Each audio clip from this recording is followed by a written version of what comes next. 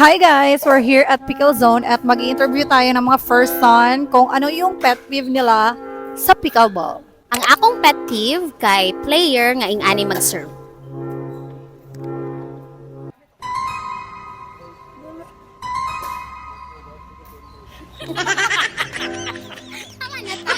Itong pet peeve sa pickleball kay kanang mga irate na opponent o irate na kauban. Ilingi siya, ilingi siya. Basta yung mga pet peeve sa pickleball? Kanang smasher tuyuon yung kong igo. Ang first jud grabe gid ka pet peeve kay kana ganing mag-correct in game tapos daghan pud kay siyang fault kana. Kanang sig pangilog bulan niya out lang gihapon. Pet peeve na ako sa pickleball, ng basher o paddle. Ako ang pet peeve sa pickleball kay kanang sukay mamunal niya kanang magkaigo-igo bisan asa maigo sa liog sa dughan o sa agtang. Walang sige salamat. Hi. Kanang mga bugaong na player. Kanang hawd ma'am o kana yung maayo gyud siya gyud. Kaya naman sir? Mataha ko.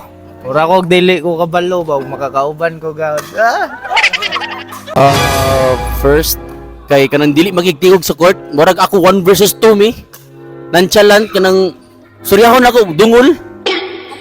Amang, maski na may pang amang lagi, musinyas pero siya kay Una ma'am, yung ganahan na magigtingog sa court.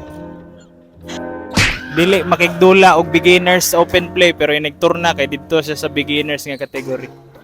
Mga mga puno kayo sa sarili. Char lang. Pero okay na to. Okay ra na siya. Ako pet peeve kay magkauban ako niya, hard loser kayo. O dili siya gusto nga mapildi ba, manikas na madugay. Oh, ikaw pa yung muntan, magsipanudlo niya. Utro pa tayo, kulila. Kanang dili mag-paddle top, lain kayo siya sa feeling, murag opponent kayo mo, biskay kauban mo sa team, 'di ba? Murag di ka i-paddle top, murag kaaway na noon mo, 'di ba? Biskay kamati ra kayo siya, promise. And ako guys, ako ang pet peeve kay kanang mga lover, kay Ginoo ko kapoy kay hangad. Ya magulat pa ka og 48 years. Ya pagawat pag igo nimo sa bola kay manetball or ma-out. So, I hate lover gyud. And that's all for today's vlog. See ya!